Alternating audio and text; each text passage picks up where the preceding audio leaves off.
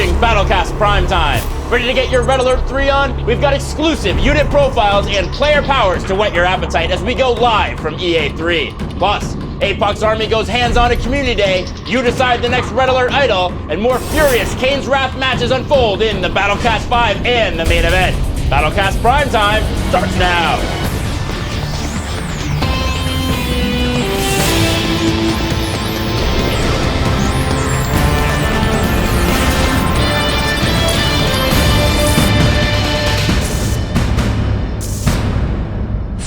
You're logged in to Battlecast Primetime. Along for the ride is my trusty sidekick, Raj Joshi. I'm David Silverman. Remind me again, Raj, why was it that I got to read the show open?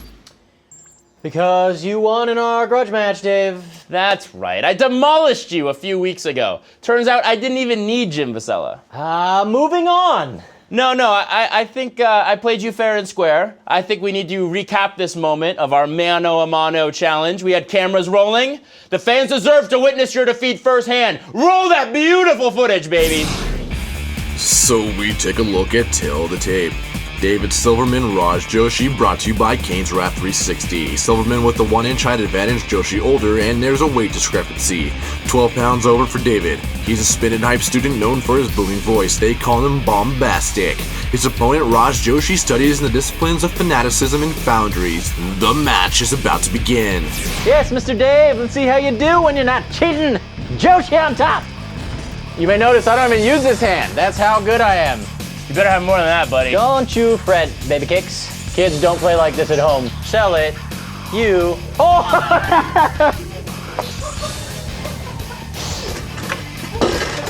I hit the freaking sell button on the wrong thing.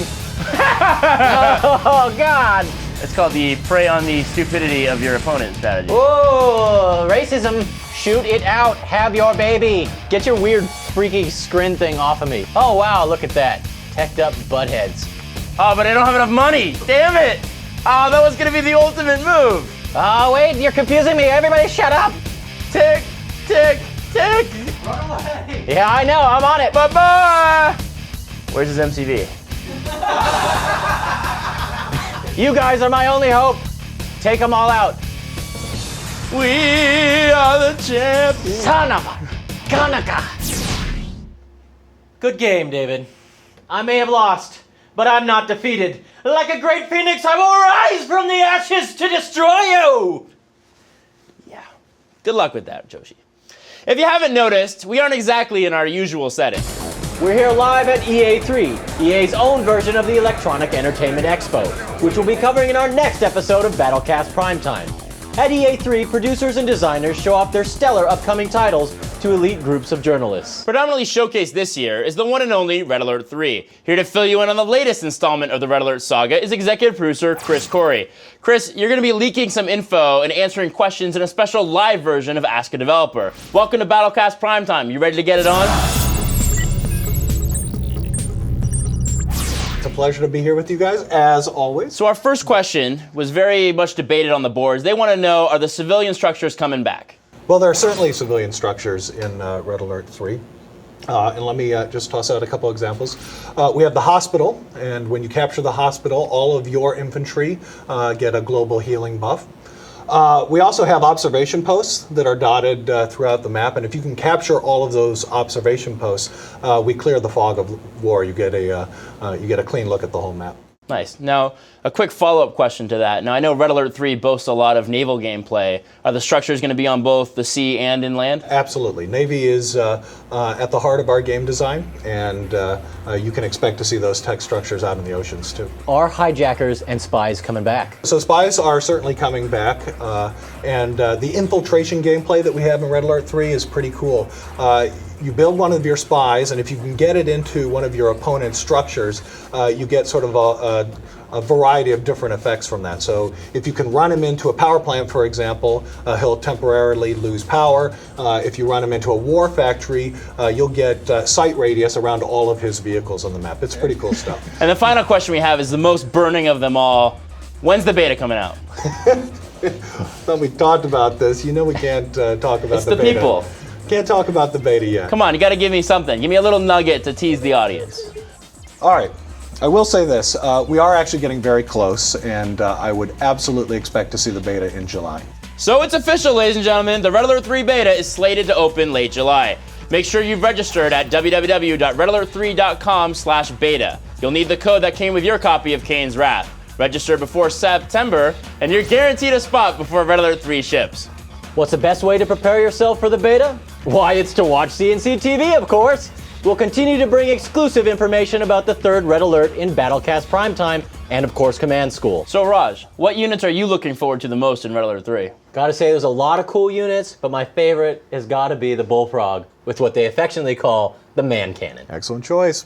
Having a man cannon in a game is it's pretty cool, but you know, it's nowhere near as cool as having attack dolphins with sonic weapons that can actually jump up and avoid attacks. That's the coolest thing I've seen. Pretty awesome. Well, excellent choice.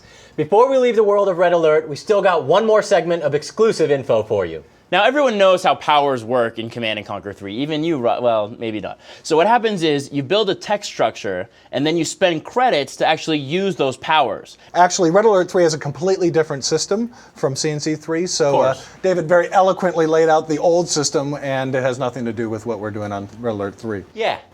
So even playing field here again. So in Red Alert 3, the player accumulates power points. And they do that through one of three ways. Over time, you'll just get awarded power points at a kind of a slow trickle. You can also win power points by defeating your enemy, by killing his units. And you can also get power points by losing some of your own units. So even if look at you. So even if you're up against the ropes and you're getting your butt kicked a bit, you'll still get a couple power points. There's a little meter in the lower left-hand part of the screen, and these things sort of tally up. And you click on that, you get a nice menu with 3 columns, and you can buy these powers through each of these tracks. So even if you are up on the ropes, you can actually buy a power, deploy that power, and it can really change the way a battle plays out. So we're pretty excited about it. While we wait for the Red Alert 3 beta to come out, let's check some action in the games you're playing right now. It's time for the Battlecast 5. Instinct Blackhand versus Devon GDI on Tournament Dust Bowl. It's quality, not quantity in this 6-minute rush. Instinct grabs a spike and takes to his op center before training just 1 Reckoner and 1 Blackhand squad. He sells the op center for a second Blackhand as they load up and ship out to the edge of the map. Meanwhile, Gevin's got 2 War Factories turning out pit bulls. And in a very bold strategy, Gevin goes all in and sells his Pawnyard for a free engineer, which he puts it into an APC. The pit bulls are running distractions while Gevin engineers a shiny new Gonyard. Looks like it paid off. The Reckoner unpacks and Instinct melts Gevin's face just in seconds. Now it's a foot race to the finish as Instinct's flames target Gevin's new construction yard. Gevin's cranking out rocket troops to take out the last few structures, but with no anti-infantry, Instinct goes with his gut and gets the win. Stoffel GDI versus Chill's Marked of Kane on Small Town, USA. Just 6 minutes into this high-tech firefight and Stoffel's already rolling out the big guns. Chill's Spectres, Stealth Tanks, and Obelisks manage to take it down, and he follows up with the infamous Commando Reckoner Rush. Stoffel gets Marv number 2 out just before it's bye-bye, Reclamator Hub. Chill throws the kitchen sink at that undefended base, leaving himself open to the Marv. Both players are down to just their expansion. Chill sends another Reckoner Commando to 86 Stoffel's Conyard, but she soon falls to the Harvester's minigun. A Commando taken out by Harvesters? Ouch! Marv's throwing a party at Chill's undefended base. How can Chill come back from this? I'll tell you how! Shadow teams, assemble! Stoffel's laser finder goes down along with the Marv in Chill's amazing come-from-behind win. One more shot from that Marv and Stoffel would have had it. Red Alert 3. Wait, this isn't Kane's Wrath. It's Red Alert 3! Soviets grab the observation post to reveal the map and fend off 2 sentry bombers with the Bullfrog's flak cannon. Those Sickle Scouts drop the hammer on the Allied Peacekeeper Patrol, but are demolished by the amphibious assault destroyers who make their way onto dry land. Back at home, Guardian tanks are making short work of the undefended Soviet base, but those sneaky Soviets pack up their MCV and take it out to the high seas.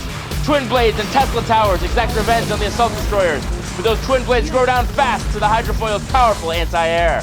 The relentless Allies are sending aircraft carriers at the Soviet base, and it's time to see some dreadnoughts, people! Under the cover of the dreadnought artillery, Soviet Bullfrogs man cannon a dozen Tesla troopers into the Allied stronghold. The Allies are almost out of it, but wait, what's this? A surprise attack by the Empire of the Rising Sun, people! Those King Oni mechs are leveling Allies and Soviets alike. cue the Soviet superweapon, and here comes the vacuum bomb to clean up the mess. Victory for the motherland. Shayot in a seven.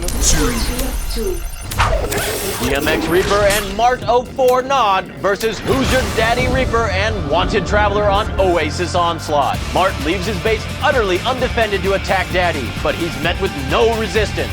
Why? Because Daddy sent all of his units at DMX. DMX has no clue because he's too busy microing his forces in Wanted's base. Knock knock, anybody home? Nope. Wanted's mecha spam is bringing the fight full circle to Mart. Oh, the humanity! As structure after structure falls all over the map. Mart returns from his conquest just in time to ward off Wanted. Does he chase down the retreating mechapedes? Of course not! Mart leaves his base wide open again, this time targeting Wanted's homeland. The mechapedes roll right on in and level the place. But wait, Mart's not out of it. He took out an insurance policy, a cloak, packed up MCV. With no stealth detection, Wanted doesn't have a chance. Mart leisurely levels the last Grin structures, earning a bold and very sneaky win. Psycho Killer Nod versus Beginner Skrin on Tournament Arena in a Battlecast Classic match with CNC3. Beginner sends wave after wave of units at Psycho, finally leveling his northern expansion, but he just can't muster the firepower to overwhelm Psycho's Nod stronghold. The reason pretty simple. Unlike the previous matchup, Psycho keeps a healthy stock of troops at his home in a bold new strategy I'm calling defense. Psycho's untouchable, ladies and gentlemen. Beginner gets a little overconfident though after borrowing, that's for you, John W.E., a Nod refinery, sending everything he's got to finish the job. Psycho fends off the attack and counter-surges with a few heroic stealth tanks. Beginner's out of cash, he's out of time, and well, quite frankly, he's out of luck. Psycho Killer gets the win. The 5, brought to you by Kane's Wrath 360. CNC3 gets overhauled with new factions, new missions, and the Xbox exclusive Kane's Challenge. Whip out your command stick, soldier. That's an order. That 5 had a little something for everyone. Good old Tiberium Wars. I still watch a match every night before I go to sleep. That didn't seem to help you in our grudge match, did it? Yes, well, we were playing Kane's Wrath. In Tiberium Wars, I'll annihilate you. Is that so? You want to throw down right now? Coming up, APOC takes his corner on the road at the Red Alert 3 Community Summit. Join these lucky fans behind the scenes at EALA. Who will be the next Red Alert idol? And 2 community members square off live in our studio for the main event. All this and more when Battlecast Primetime continues on Command & Conquer TV.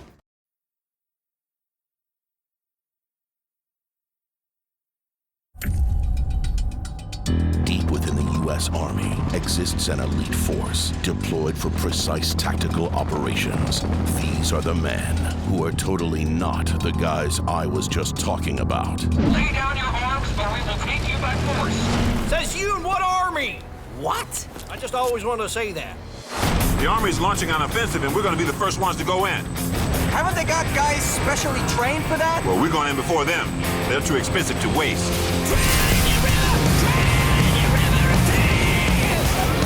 I just like when stuff blows up.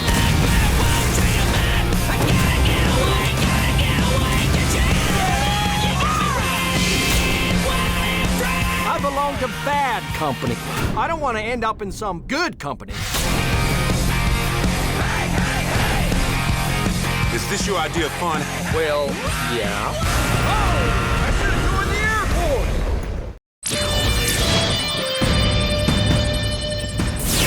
airport. Welcome back to Battlecast Primetime.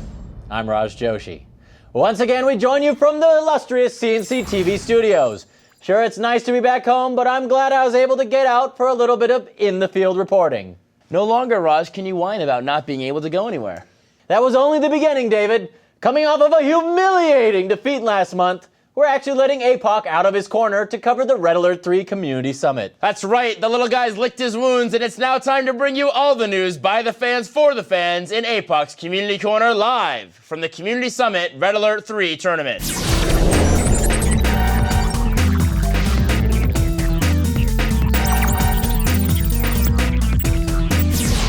Hey, what's up everyone? This is Aaron APOC Kaufman, your official CNC community manager, and I've got something a little special for you today. I am live here at the Red Alert 3 Community Summit. Red Night! Red Night! Thank you, my people. All right, let's get right into it. So, as you may know by now, the patch for Kane's Wrath PC is finally out. Yes, it's finally here, people, and it's going to address a lot of balance changes for all 9 factions, also fix those pesky little desyncs and bugs. It's a great patch, and coming with the patch is also the onset of Ladder Season 2. You may remember our winner, Sean Teeter, from last season, taking home the $5,000 grand prize for the USA. Now we've opened up the ladder season to over 20 countries worldwide, and we've got an even bigger prize. $6,000 is on the table. So, cutting back to our console friends, this is Kane's Wrath 360, and it is finally out. We've gone gold, we're out there, the next evolution in console RTS is finally here.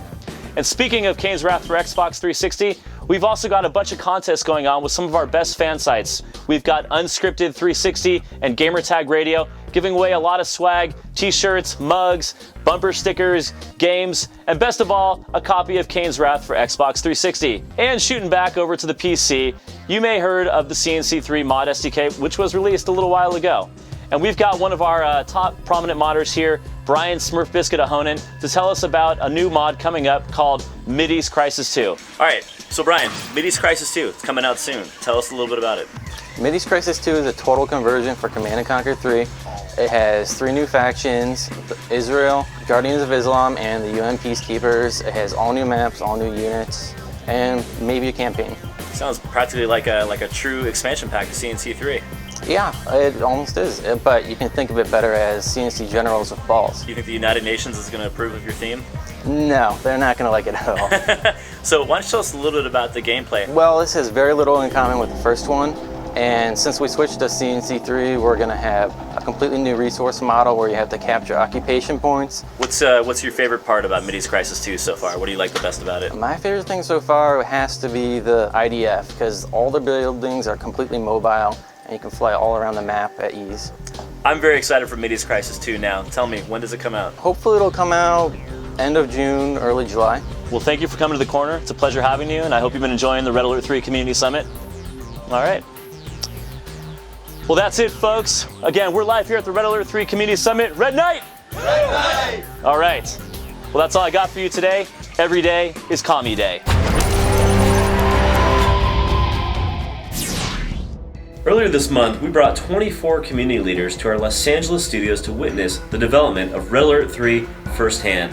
The 2-day event featured presentations from producers, artists, designers, and CNC TV's own Greg Black. The team unveiled all of the units, structures, and powers in the game, including those for the new Empire of the Rising Sun faction. After hands-on sessions with the latest builds, these RTS legends sat down with the dev team to give critical feedback before the beta test. We wrapped up the event by turning the tables and letting our illustrious guests school the dev team on life after launch with the mod SDK. Going hands-on with Red Alert 3 is enough to make anyone jealous, but one lucky community member will be taking it even further. Tonight, these gamers will be showing off their voiceover skills for a shot to be immortalized in Red Alert 3. We've got a lot of highly talented voice actors in our community, but only one can become champion. This is Red Alert Idol!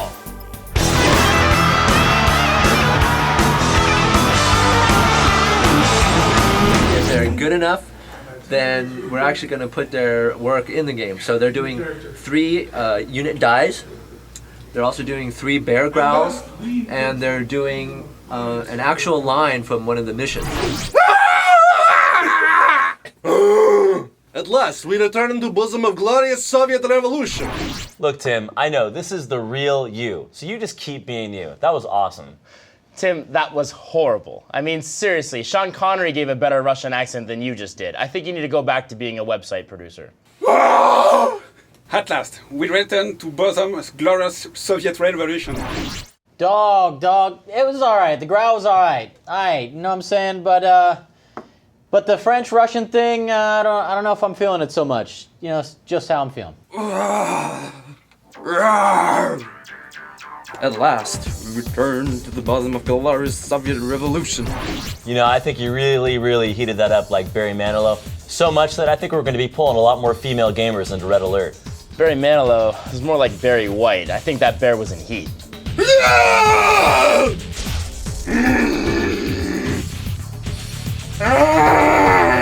At last, we return to bosom of glorious Soviet Revolution.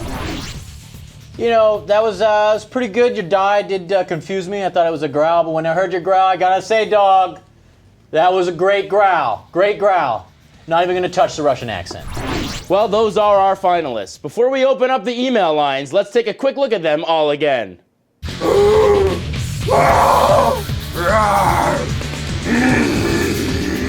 For Tim Goxon, email ra3idol01@ea.com. For Jerome Uvard, email ra3idol02@ea.com. For Ryan Anderson, email ra3idol03@ea.com. And for Tim Morris, email ra3idol04@ea.com. Remember, these are email addresses, not 877 numbers.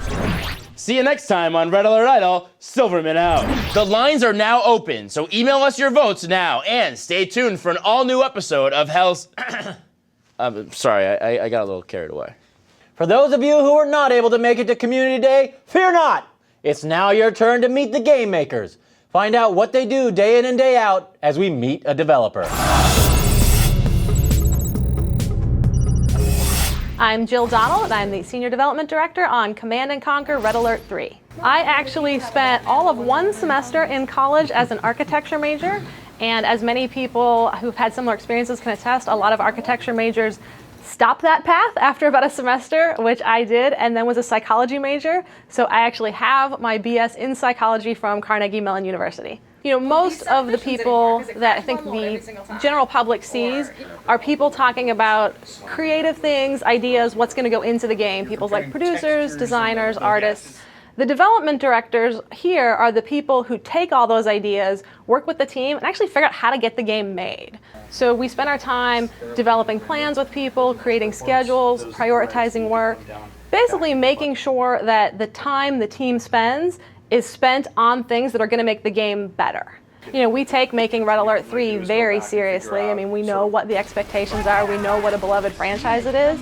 But at the same time, like I said, we make video games. You want people to enjoy what they're doing, to have fun with it. So we definitely try to keep that atmosphere and environment on the team. We are never above in a team meeting putting up a funny picture of someone who's done something embarrassing. That's always a highlight of any team meeting. I do have to be very careful though, because the moment you say anything that could even slightly be a double entendre, there's just snickers from the entire team. We have a regular supply of Nerf darts, that there are dart battles that go on. People have scooters they use to get around the floor. I always feel like I fit in. I don't think the guys treat me any differently. I may be a girl, but I like the same stuff they do. But I just like a lot of the people on the team. I have a lot of Greg Black stories, most of which are not appropriate for television. Greg is certainly a character. Greg has recently learned a little bit to play the harmonica, and uses the harmonica to express the people at work who annoy him. So you'll get a little bit of like, na-na-na-na, I hate you guys, na-na-na-na, I hate you all. Especially Dave Silverman. I hate him the most. I think when it comes to like the written word, Greg Kasavin is just the man. He can write anything and make it sound great. Whether it's unit responses or like when he's writing review feedback for people. The Spy is so hysterical, I think people are gonna want to use and build that unit just to hear what he says. There is this perception that like, oh, it must be really hard to get into video games. If you wanna work on games, just find a way to get in there. Lots of the people who come in for design have spent time with our world builder. You can download the world builder online. You know, they come in, they've already made maps. That's always impressive. You know, there's tons of engineering positions. Being a network engineer would help. We're always looking for network engineers, not just our team, but the whole industry in general. And I think we try to make sure everybody here is doing what they're best at and contributing what they can. Maybe we should do a Meet a Developer segment about me next time, right, David? You'd actually have to develop something, Raj. Plus, I don't think we'd have enough footage to make a full segment. When we return, last month you saw APOC get demolished in a demoralizing match against Commander T. Well, at least he won one match, unlike some other people. An all-new grudge match awaits you, and I promise this time the opponents will be a little bit more evenly matched. You don't want to miss this when Battlecast Primetime continues on Command & Conquer TV.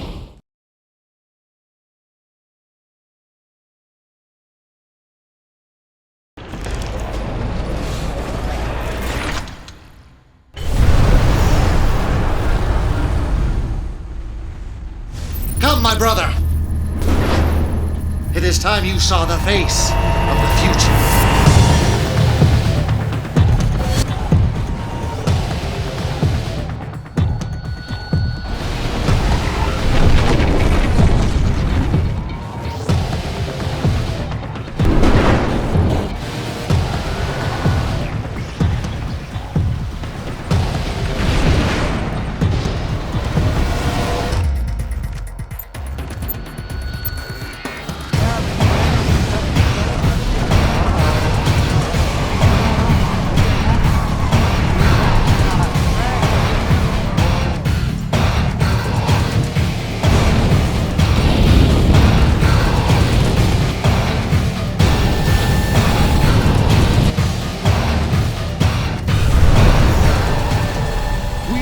Ignite that spark and start a fire which will become a great conflagration! Peace through power!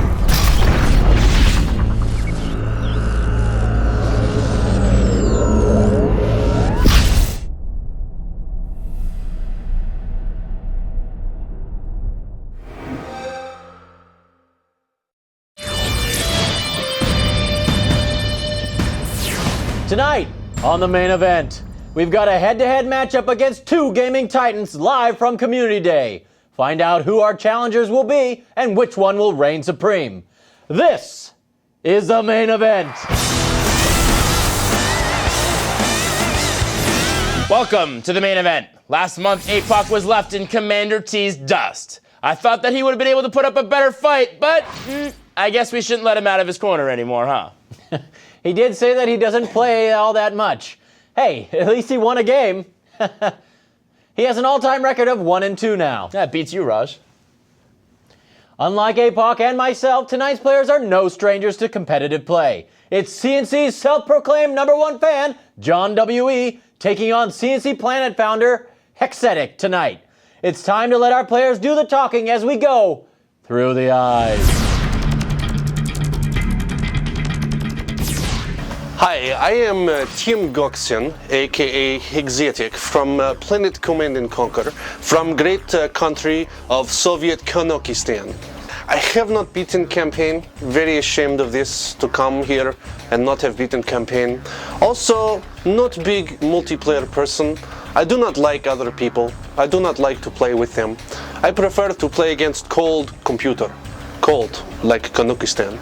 But you run a fan site. Yes. You don't like other people. Well, other people seem to like me. This is very strange to me. Hi, I'm John Eckhart, also known as John W.E. on Command & Conquer files. So, he says he's not much of a multiplayer gamer, but I think he's sort of like the pool shark, hiding behind the facade. What matters is hotkeys and mouse skills. I play as random, so whatever faction it is, I'm going to attack quickly, strike hard, and defeat him. I know these opponents can't wait to battle it out, but first, let's welcome back Greg Black and Jason Bender. Hey guys, have any commentary on my victory against Raj? Oh, Raj. I heard you lost 3 Conyards today. Well, so I have something special for you. In honor of losing 3 Conyards, this is the Joshi special.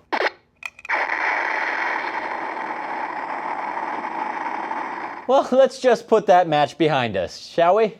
We've got a new match to talk about. Greg, introduce us to the map John W.E. and Hexetic will be playing on in your Battleground Reconnaissance.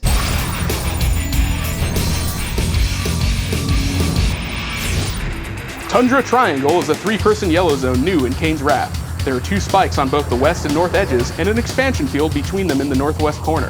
The mountains create lots of natural choke points, and there's a huge green field in the center. It's the fastest way between both bases, but Tiberium has been proven to be hazardous to your infantry's health.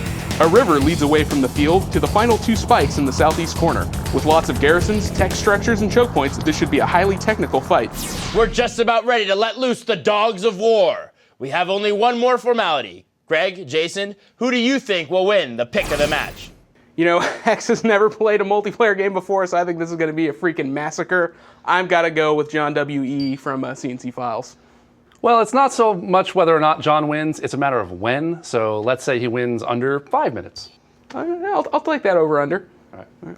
Excellent choices. Raj, who do you think will make the victory tonight?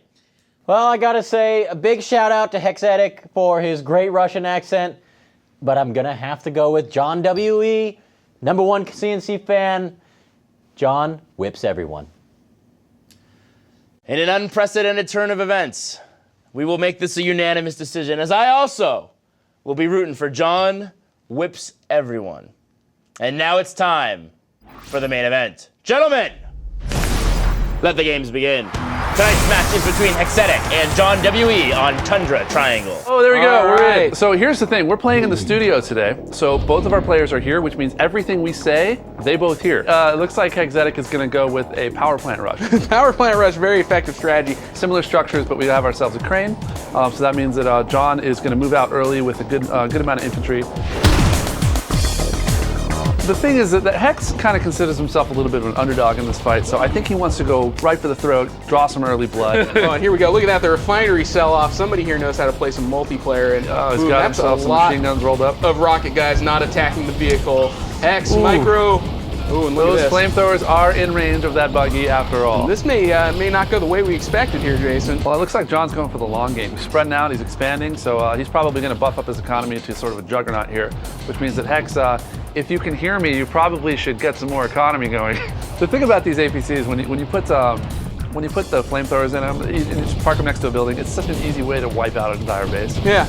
I mean, geez, I haven't seen this much blue flame since my stove exploded, and this is just bad news. John's gonna pull the same trick he pulled on the expansion in the core base. Oh, no's. Oh, and the laser fences go up just in the nick of time. Well done, well done. Wow. It was the right solution to that problem. He was paying attention.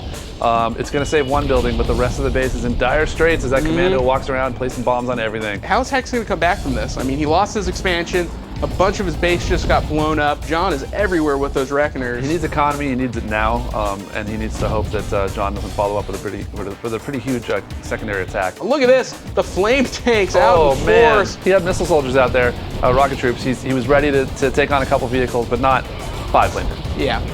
The war factory right outside of Hex's base, and this is exactly what we were seeing earlier, which is Hex just didn't seem to really tech up past those infantry, and a couple of hard infantry counters showed up, and that's going to be GG here pretty soon unless Hex can pull out a real miracle.